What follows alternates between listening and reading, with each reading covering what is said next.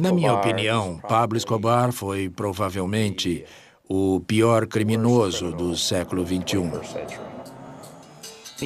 Ele matou milhares de pessoas, comprou juízes, comprou a polícia. Ele era um indivíduo que manipulava um país inteiro. Ele tinha bilhões de dólares e um exército próprio. Ele deu início a um nível de violência nunca visto antes no tráfico de drogas. Dedicou-se à lesão corporal intencional. Assassinato era um meio de vida. Eu o considerava um monstro. Os governos colombiano e americano resolveram capturá-lo a qualquer preço. Nos envolvemos em uma operação muito longa. Quando a gente chegava na Colômbia, havia uma recompensa de $300 mil pela nossa cabeça. Ele corrompia as autoridades ou as intimidava. Sempre existia a ameaça de assassinato. Andava-se de carro com a arma em punho para se proteger. Ele se sentia no colo de Deus. Foi a maior história do bem contra o mal. Eu odiava aquele homem. E achava que não podia deixar a Colômbia até que Pablo Escobar estivesse morto ou preso em um presídio nos Estados Unidos.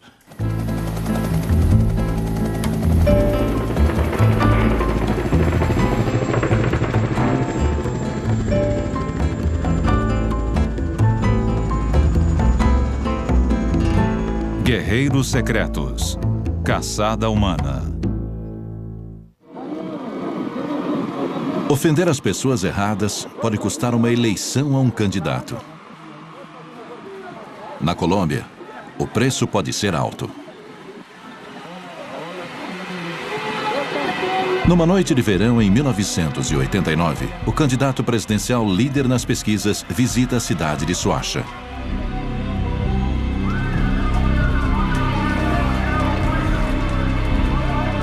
No tempo que dura um aperto de mão ou um beijo em um bebê, a campanha termina de repente.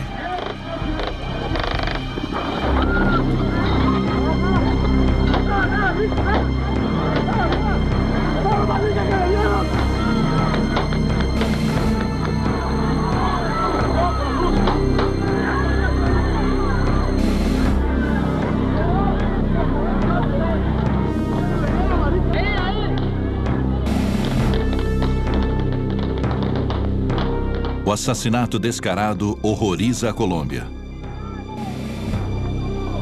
A onda de choque repercute até em Washington. Nós fomos chamados em casa logo após o assassinato, levados para o antigo prédio do Poder Executivo, onde nos foi revelado que o presidente Bush daria uma baixa de $65 milhões do estoque do exército americano em equipamento para ser entregue num período de 120 dias. Isso era uma escala colossal. O precedente mais próximo disso, na época, foi a ajuda feita ao Estado de Israel em 1973. Todo este armamento tem como alvo um homem, Pablo Escobar. Ele foi responsável pela grande maioria da cocaína no mundo, não apenas nos Estados Unidos. Ele era o traficante mais desprezível, o criminoso mais desprezível do século. Joe Toft foi contratado para uma viagem de 3 anos como chefe da Agência Federal Americana de Controle de Drogas na Colômbia. Ele acabou ficando 7 anos. Escobar foi uma pessoa fácil de odiar. Eu nunca fui de sentir ódio, mas chegou um ponto na Colômbia em que eu realmente odiava aquele homem. Eu odiava Pablo Escobar. Existem 2 grandes pragas na sociedade civil. Uma é o terrorismo e a outra é o tráfico de drogas. E o pior de tudo é quando as duas se juntam. 3 décadas atrás, cocaína era um negócio pequeno. Aí chegou Pablo Escobar. Escobar foi para a cocaína o que Henry Ford foi para o automóvel. Quase sozinho, ele criou uma verdadeira indústria. Ele era o rei da coca. Ele cresceu em Medellín. Ele veio de uma família de classe média baixa. Sua mãe era professora, o pai era um camponês fazendeiro. O jovem Pablo se envolveu com pessoas erradas e largou a escola. Ele começou a roubar carros e logo se especializou em crimes maiores. Pouco depois de largar a escola, ele se envolveu em sequestros. Mais tarde, ele se envolveu de forma mínima no tráfico de maconha. Nos anos 1970, Escobar mudou de carreira para uma indústria nova que exportava seus produtos para os Estados Unidos. Os empreendedores por trás dele foram os chilenos. Como todos sabem, no início dos anos 70, houve uma mudança política no Chile, governo militar e tal. E o crime organizado foi por fim eliminado daquele país da noite para o dia. Então, quem estava lá para retomar e começar a se especializar em tráfico de cocaína eram figuras muito sofisticadas do crime organizado da cidade de Medellín. Liderando o caminho, Pablo Escobar. Ele estava envolvido na manufatura da droga, na distribuição da droga, estava envolvido na busca das melhores terras da Colômbia, operava as melhores fazendas. E também tinha aspirações políticas. Chegou a ser deputado suplente. E alguns diziam que ele, na verdade, queria ser candidato à presidência da Colômbia. Entre os que observavam Escobar de perto, estava um guerreiro secreto do Departamento de Defesa, especialista em vigilância secreta. A organização consistia de uma série de cultivadores de coca com os quais estreitamos contato no Peru e na Bolívia. Eles cultivavam a folha de coca, que seria transformada através de um processamento muito bruto em uma pasta, que seguia então para a Colômbia para ser refinada em cocaína processada em escala industrial em laboratórios florestais enormes. E depois transportada principalmente via aérea para o mercado internacional. Ela ia para o norte, por exemplo, para o México para entrar nos Estados Unidos ou para as ilhas do Caribe. Quando Pablo Escobar iniciou o negócio ilícito, lhe saiu a... Quando Pablo Escobar começou, surgiu uma organização concorrente, o que nós chamamos hoje de Cartel de Cali.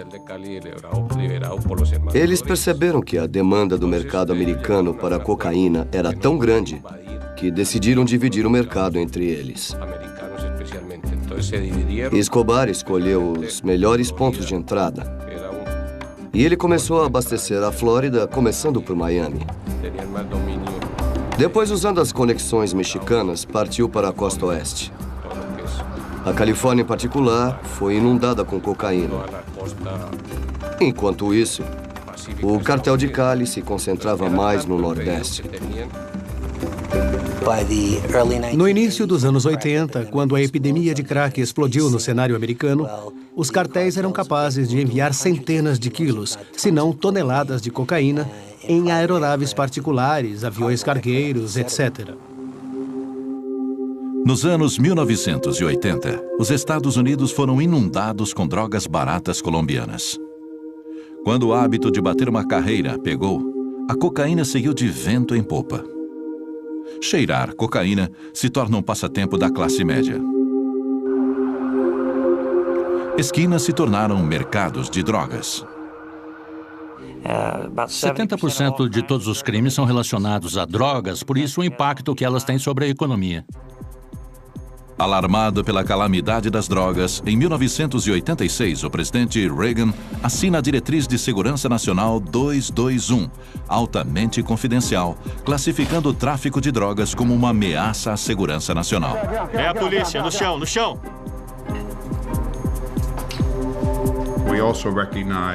Nós também reconhecemos, na época, que havia um interesse vital em ajudar a manter as democracias frágeis das Américas Central e do Sul para o nosso próprio benefício. Os Estados Unidos passaram a combater as drogas em duas frentes, no asfalto e na floresta. Tanto o DEA como as nossas agências de inteligência Tinham estratégias para nos dizer como ir atrás daqueles que vendiam drogas nas ruas das nossas cidades nos Estados Unidos e como pressionar os cartéis na Colômbia, que eram, na verdade, os idealizadores por trás disso tudo.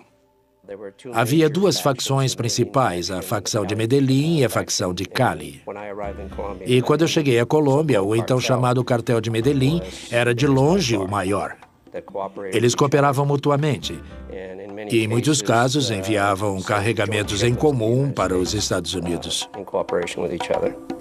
Pablo Escobar e sua organização criaram uma nova modalidade. Havia duas forças diferentes trabalhando.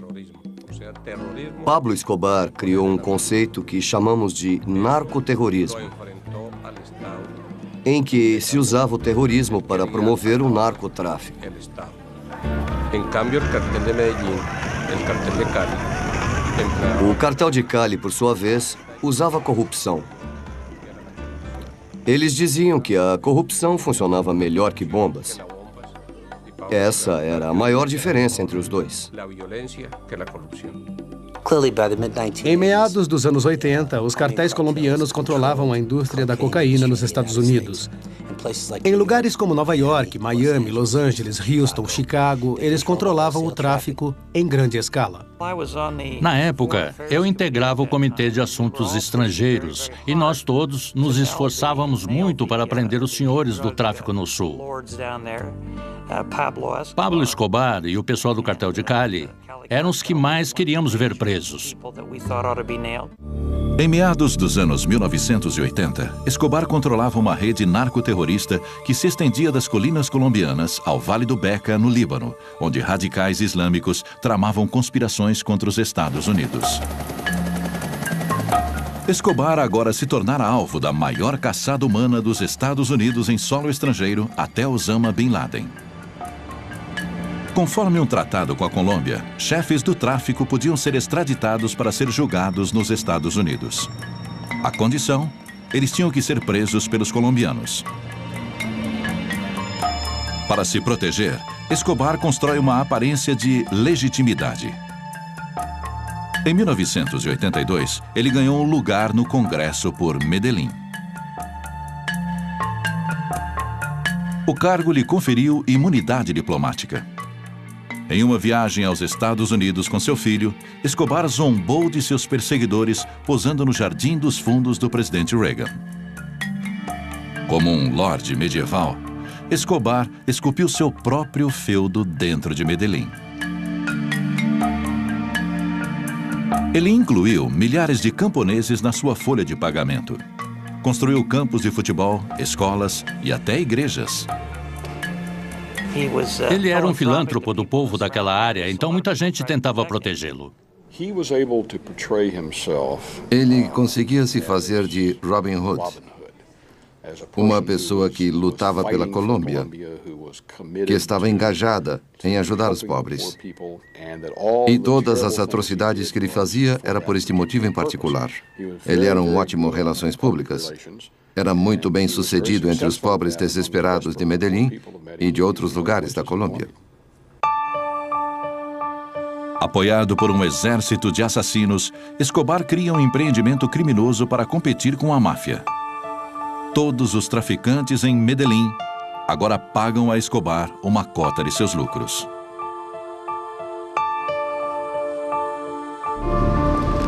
Como embaixador na Colômbia, Morris Busby era o homem certo, no lugar certo, na hora certa. Formado pela Academia Naval, Busby era especialista em combate ao terrorismo.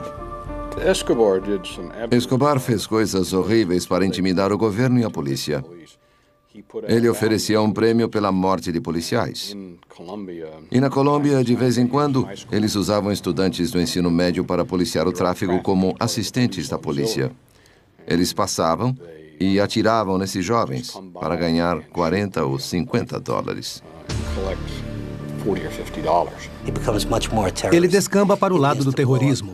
Começa a explodir shopping centers, começa a atacar de emboscada comboios policiais, começa a matar pessoas indiscriminadamente. Eu fui a mais funerais na Colômbia no período de 1 ano que a maioria das pessoas vai durante a vida. Havia pessoas lutando nesta guerra na qual eu estava envolvido, a guerra contra as drogas. Elas chegavam lá e eram mortas por Escobar. E a esta altura, os governos colombiano e americano resolveram capturá-lo a qualquer preço. Minha obsessão com Pablo Escobar era inédita para mim. Eu achava que não podia deixar a Colômbia até que Pablo estivesse morto ou preso em um presídio nos Estados Unidos. Nos anos 1980, o homem mais poderoso da Colômbia era um bandido. O chefão das drogas, Pablo Escobar, só tinha um medo: ser extraditado para os Estados Unidos, onde não conseguiria escapar da lei. Por volta de 1984, 1985, o governo colombiano começou a considerar a extradição desses traficantes para os Estados Unidos. Escobar tenta evitar problemas com suborno.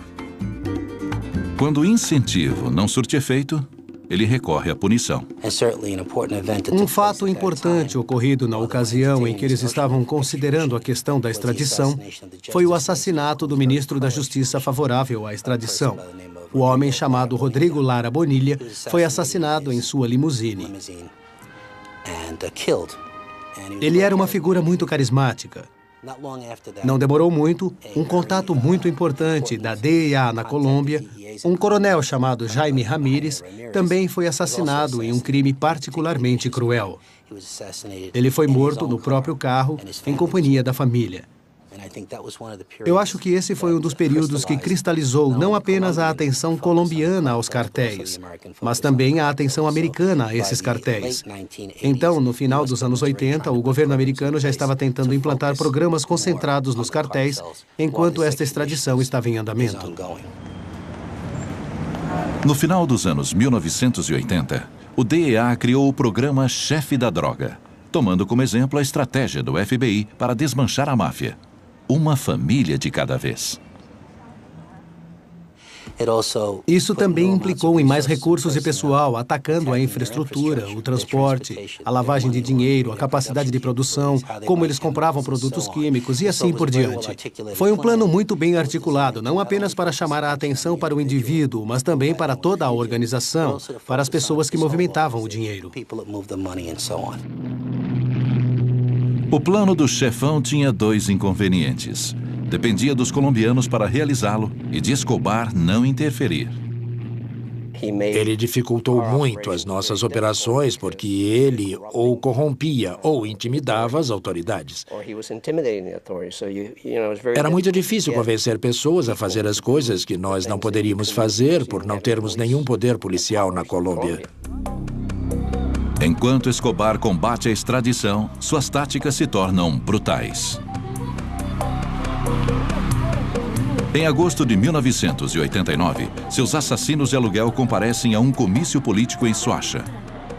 Diante de milhares de pessoas, o candidato presidencial Luiz Galán é assassinado. O crime de Galán foi ser incorruptível.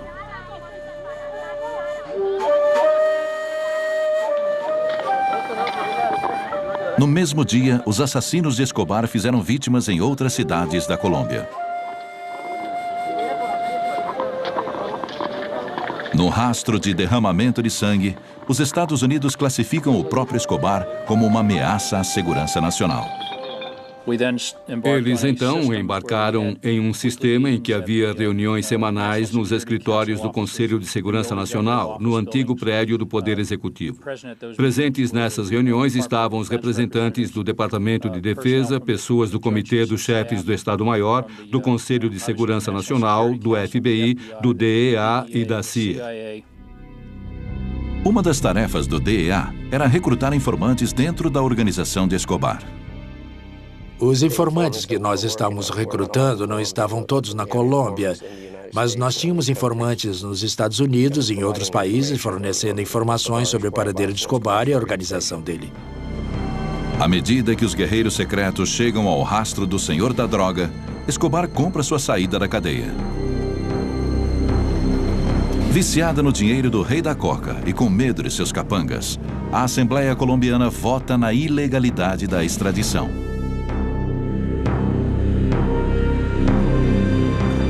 O presidente George Bush responde com uma emenda. Um decreto de lei de 1970 vetava o governo americano de participar do assassinato de cidadãos estrangeiros. Bush revisa o decreto e permite o uso de força contra terroristas que ameacem os Estados Unidos. Quando a extradição foi eliminada do conjunto de instrumentos a nosso dispor para atacarmos os cartéis, passou a ser vital, na época, trabalhar em conjunto com a Polícia Nacional Colombiana. Dar todo o apoio possível para que eles pudessem usar todas as ferramentas disponíveis para caçar essas pessoas e levá-las à justiça.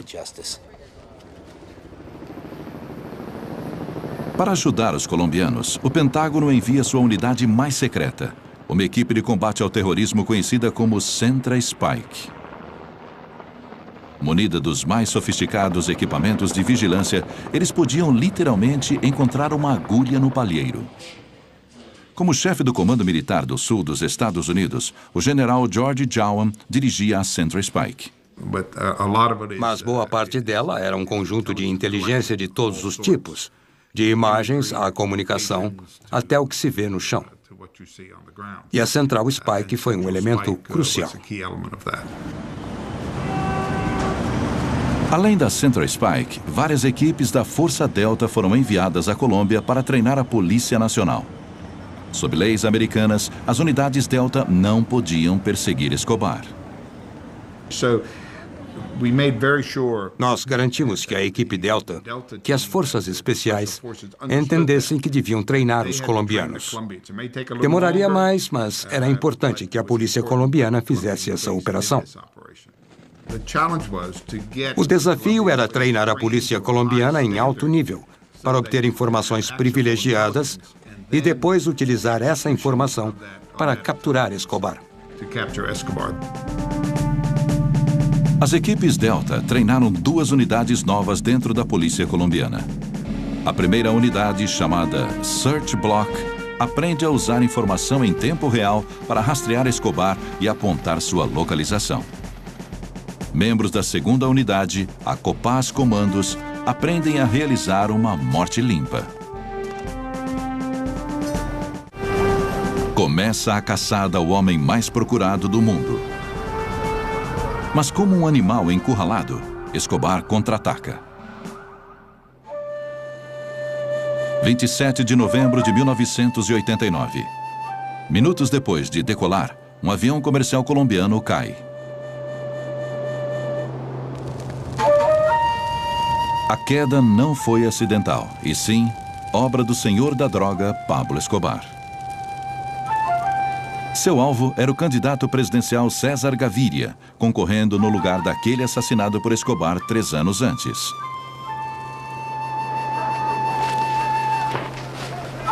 Mas Escobar estava mal informado. Gaviria não estava no avião. Todos os que estavam a bordo, 110 pessoas, morreram. Um mês depois, Escobar ataca novamente. Ele escolhe um alvo simbólico, o órgão colombiano equivalente ao FBI. Centenas de pessoas feridas. 70 morrem. Ele não hesitava em matar seus inimigos, suas famílias. Era capaz de fazer isso usando puro terror. Ele era lendário pela violência com que tratava pessoas, empregando diferentes formas de tortura. E, de fato, houve uma gravação telefônica na qual um homem era torturado no fundo enquanto Pablo conversava com a esposa ao telefone. Pelo que eu soube deste telefonema, Pablo põe a mão no bocal e pede aos seus capangas: "Cala a boca dele, estou falando com minha esposa", e segue conversando com a esposa sobre temas corriqueiros. Não há dúvidas de que Escobar seria considerado por muitos um psicopata. 2 meses depois do atentado à sua vida, César Gaviria é eleito presidente. Ele decide pegar Escobar ou morrer tentando. No verão seguinte, informações cruciais da Central Spike permitem que tropas colombianas contra-ataquem. A Search Block localiza o primo de Escobar, um manda-chuva de seu cartel. No tiroteio subsequente, o primo é morto. Mais 2 associados, o cunhado de Escobar e seu tesoureiro, têm o mesmo destino. Escobar revida sequestrando a filha de um ex-presidente. Meses depois, ela é morta durante um resgate abortado. Encorajado pelo sucesso, Escobar sequestra mais parentes do partido da situação. Então, um aliado inesperado entra na guerra contra Escobar: o concorrente Cartel de Cali. Um por um, os homens de confiança de Escobar são mortos. Escobar decide que o lugar mais seguro agora é atrás das grades. Em junho de 1991, ele se entrega ao exército colombiano. A prisão ficava no topo de uma montanha na pequena cidade de Envigado, perto de Medellín. Era uma área muito isolada, com acesso apenas por uma estrada de terra. Escobar fica preso em uma cela de ouro e gasta do próprio dinheiro $5 milhões para construí-la. Ele vive no estilo em que se acostumara. Higiene é um fetiche para Pablo. Onde quer que ele more, ele quebra o banheiro antigo, constrói um novo e ordena que se mantenha imaculado.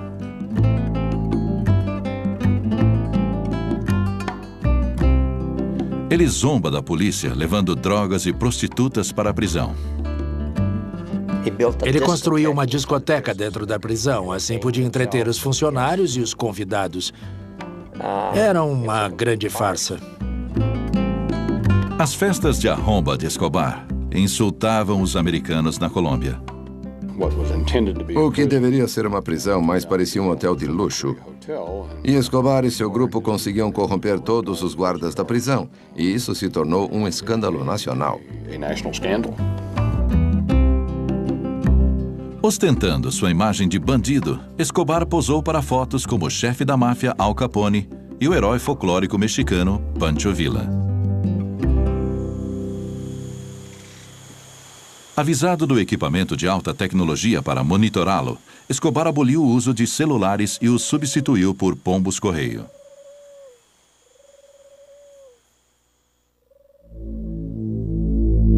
No cúmulo da audácia, Escobar reuniu um arsenal para seus homens de confiança.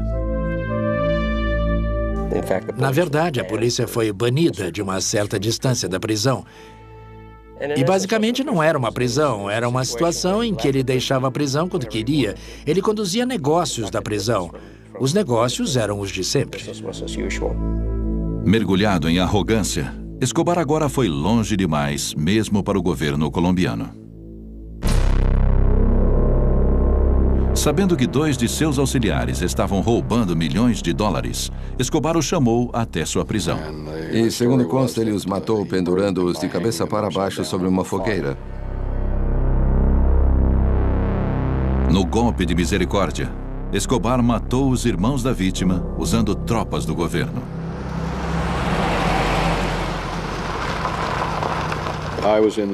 Eu estava nos Estados Unidos em consultoria aqui em Washington. Recebi um telefonema em torno da meia-noite, dizendo que o governo colombiano estava preparando uma ação contra Escobar e queria tirá-lo de Envigado. Subornados ou intimidados, os soldados param próximo da prisão. Escobar se aproveita do atraso. Umas 5 ou 6 horas se passaram e recebi outro telefonema dizendo que de fato ele tinha escapado. Escobar se torna um fugitivo relutante. Acho que ele nunca teve a intenção de sair de Envigado. Só quando o governo colombiano montou uma operação para retirá-lo de lá e ele percebeu isso, foi que ele fugiu para impedir que isso acontecesse. Foi embora. Mas acho que se o governo não tivesse feito isso, ele estaria tão seguro quanto no colo de Deus. Não havia razão para ele querer sair de lá. Com Escobar solto, o presidente colombiano procura Busby. Ele, obviamente, estava transtornado pelos mesmos motivos que eu. Conversamos sobre isso e ele deixou claro que gostaria da ajuda americana. Eu garanti a ele que nós ajudaríamos e voltei à Colômbia no mesmo dia. Com a retomada da caçada a Escobar, cada minuto contava. Eu achava que quanto antes nós pudéssemos procurá-lo, maior a chance de localizá-lo, porque ele não havia planejado sua fuga e ainda não tinha tido tempo de contatar seu pessoal e montar as defesas que ele mais tarde providenciaria para se proteger. Então, era primordial que nós agíssemos bem depressa. Assim que Gaviria, o presidente da Colômbia, pediu ajuda aos Estados Unidos para recapturar Escobar, a partir daquele momento as Forças Armadas realmente se envolveram, fornecendo recursos, treinamento e etc. Foi um esforço sem precedentes. Eu não consigo me lembrar de outro momento com tanto apoio de Washington para pegar um criminoso em terra estrangeira. Não era apenas um homem. É preciso lembrar que ele era o líder do cartel de Medellín. Ele não foi o único que fugiu, mas vários membros da sua gangue, que também eram assassinos e membros do alto escalão do cartel. Ele tinha uma infraestrutura na cidade de Medellín e em outras regiões da Colômbia. Bastava ele ligar e, em um curto período de tempo, reuniria um grupo para protegê-lo. Começa uma caçada mortal entre o comandante do exército da cocaína e os guerreiros secretos americanos. Dias após escapar da prisão, o lorde da droga Pablo Escobar desaparece na selva colombiana. A princípio, nós acreditávamos piamente que iríamos pegá-lo muito rápido. No entanto, Escobar provou ser um grande adversário. Ele conseguiu burlar a operação que nós montamos para encontrá-lo. Minha opinião era que, depois da segunda semana sem capturá-lo, nós entraríamos em uma operação muito longa. Conforme a caçada se arrasta, Escobar ataca seus perseguidores. Ele paga a garotos em Medellín algumas centenas de dólares para cada policial que matassem. Mais de 150 foram assassinados. Em Bogotá, uma onda de explosões abala a capital. Centenas morrem na carnificina. Muitos americanos trabalharam em situação de perigo. Houve um caso em que uma bomba explodiu numa área onde um jovem jantara com sua esposa 15 ou 20 minutos antes. E o restaurante em que estavam foi derrubado. Janelas das casas do nosso pessoal se quebraram. Havia a ameaça constante de assassinato. Quando a gente chegava à Colômbia, era avisado: sua cabeça vale 300 mil dólares. Haja de acordo. Ou seja, fique atento ao que se passa ao seu redor. Depois que Escobar fugiu, o DEA levou Steve Murphy às pressas para a Colômbia. Ele se instalou na base de Escobar em Medellín, a cidade mais violenta do mundo. Eles mandavam uma caravana de carros formada por pelo menos 5 carros, de 3 a 4 homens por carro, armados até os dentes. E você lá com a sua arma. Era 1 hora de carro por uma serra até a cidade de Medellín em alta velocidade. Eles não permitiam que carros se aproximassem da gente quando estávamos no carro com eles. ultrapassando em curvas, subindo em canteiros, o que fosse necessário para te levar até a cidade de Medellín, até a tal base. E você andava de carro, literalmente de arma em punho, para se proteger, porque nunca se sabia de onde viria um ataque. Conforme toma a ofensiva, o fugitivo Escobar se desestabiliza. Fugindo dessa maneira, é muito difícil gerenciar um empreendimento internacional de cocaína. É preciso pôr a mão na massa para gerenciar de forma correta.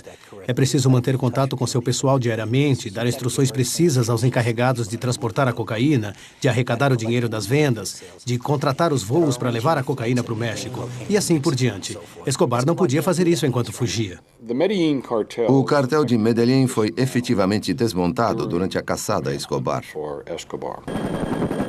Então Escobar estava sendo caçado e sentindo a pressão.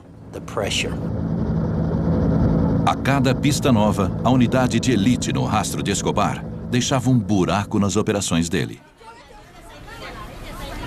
As informações sobre Escobar vinham de várias fontes: CIA, DEA e da equipe antiterrorismo Central Spike.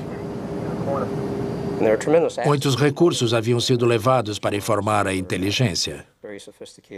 Havia equipamentos de escuta muito sofisticados, interceptando ligações, comunicações pelo rádio, etc. Houve uma vigilância aérea sem precedentes levada ao país. Algumas das melhores pistas vieram da nova unidade recém-treinada de inteligência da Colômbia, Search Block, liderada pelo coronel Hugo Martinez. O coronel Martinez, entre todos os policiais colombianos, era provavelmente o que melhor entendia Escobar.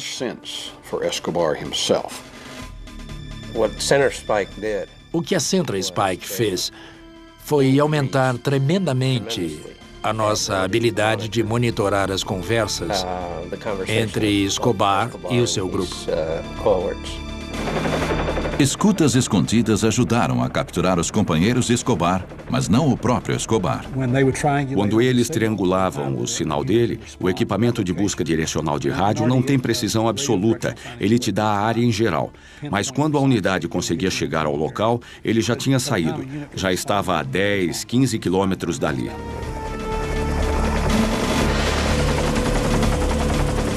De repente, a mina de ouro de informações acaba. Através de vazamentos na polícia colombiana, Escobar descobre sobre a Search Block. Foi quando ele começou a usar radiofones em um táxi. Medellín é uma cidade grande. Acho que tem 1,5 milhão de pessoas. Não lembra em nada Nova York, mas existem muitos táxis em Medellín, milhares deles. Então um táxi entrava em qualquer bairro do centro. Qualquer lugar de Medellín pode ter um táxi. Iniciou-se uma rotina frustrante. Central Spike captava um sinal do telefone de Escobar e passava um rádio para a Search Block. As tropas da Search Block corriam para as coordenadas, chegando invariavelmente minutos atrasada.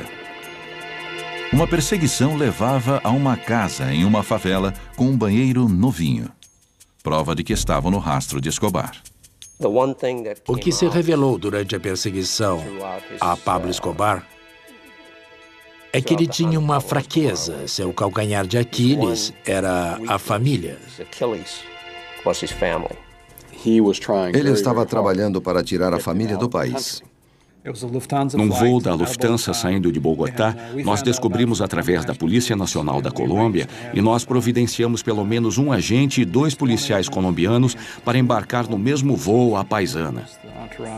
O objetivo era só observar a atividade deles e ver se estavam se juntando a outras pessoas no avião para ver com quem eles se encontrariam quando chegassem à Alemanha. Eu estava convencido, e acho que a maioria das pessoas também, de que ele queria a família fora do país porque estava preparando um voo para a morte. E com a família longe, nós iríamos ver muito mais explosões de bombas, muito mais assassinatos, que essa era nitidamente a intenção dele.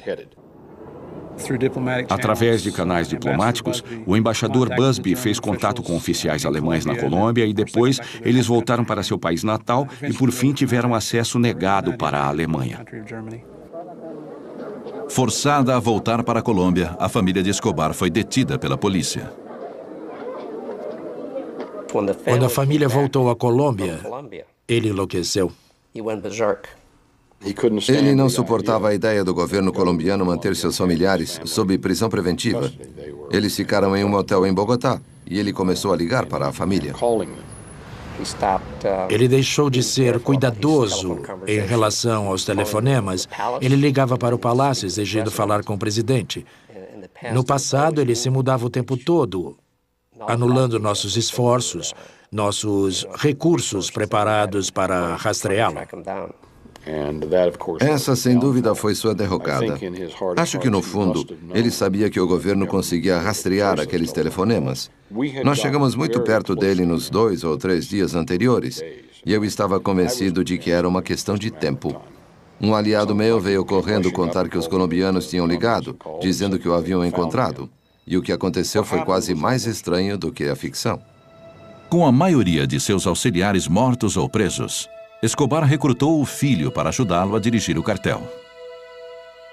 O filho do coronel Martinez, que era o chefe das operações de busca por Escobar, também trabalhava no grupo da polícia. E foi, de fato, o jovem Martinez que encontrou Escobar no momento em que Pablo Escobar conversava com o filho dele.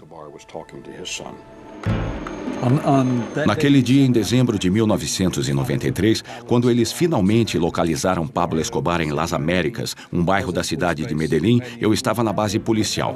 Eu estava no alojamento e vi muita movimentação perto da sala do coronel Martinez. Eu fui até a sala do coronel para ver o que estava acontecendo e havia alguns tenentes-coronéis por lá e eu perguntei a um deles: "O que está acontecendo? Está tumultuado. Com certeza tem alguma coisa acontecendo." E ele me confidenciou: "Eles acham que localizaram Escobar." Então eu continuei ouvindo. Coronel Martinez estava ao telefone falando com o filho, Tenente Martinez, e eu só estava ouvindo um lado da conversa. Mas deu para ouvir o Coronel Martinez mandando o filho invadir o lugar que os reforços estavam a caminho. "Não recue." E o que eu soube mais tarde foi que o Tenente Martinez queria recuar e esperar os reforços chegarem. Obviamente porque ele estaria enfrentando o traficante de drogas mais violento do mundo. Pablo Escobar estava encurralado, mas não capturado.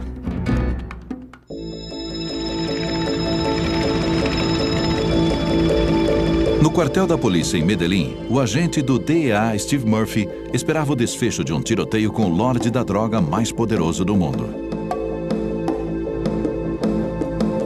Uma unidade de elite da polícia colombiana localizara o esconderijo de Pablo Escobar.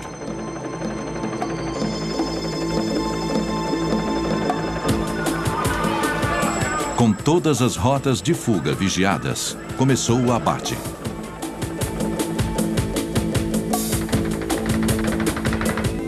Escobar vai para uma janela no alto.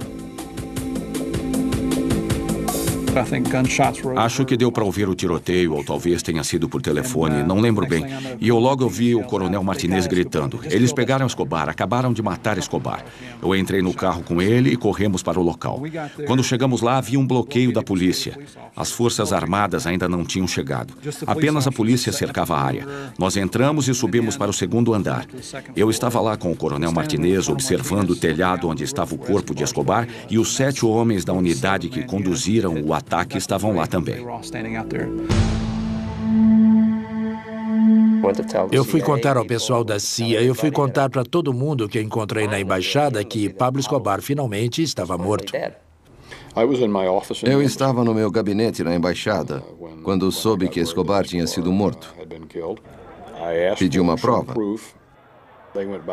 Eles voltaram. Eu liguei para o contato que tinha na Casa Branca e disse: "Acho que nós o pegamos." Uns 15 ou 20 minutos depois, eu soube que eles tinham comparado as impressões digitais. E, de fato, ele estava morto. E foi o fim de 18 meses de estresse. A grosso modo, eu acho que foi a maior história do bem contra o mal. Se quisermos criar personagens para a história, seria o Príncipe das Trevas, personificado por Escobar, contra as forças do bem. Nesse aspecto em particular, as forças do bem ganharam. Eu acho que não há um grupo melhor de agentes, mais concentrado em sua missão. Eles são extraordinariamente valentes, mostraram um nível de comprometimento que iriam a qualquer lugar para cumprir a missão. Ainda há uma grande quantidade de drogas produzidas na Colômbia que consegue passar pelas nossas fronteiras mais pobres. Minha opinião é que, com certeza, nós, como um país, nós, americanos, temos que continuar a luta contra os traficantes de drogas. Precisamos impedi-los, combatê-los a cada momento.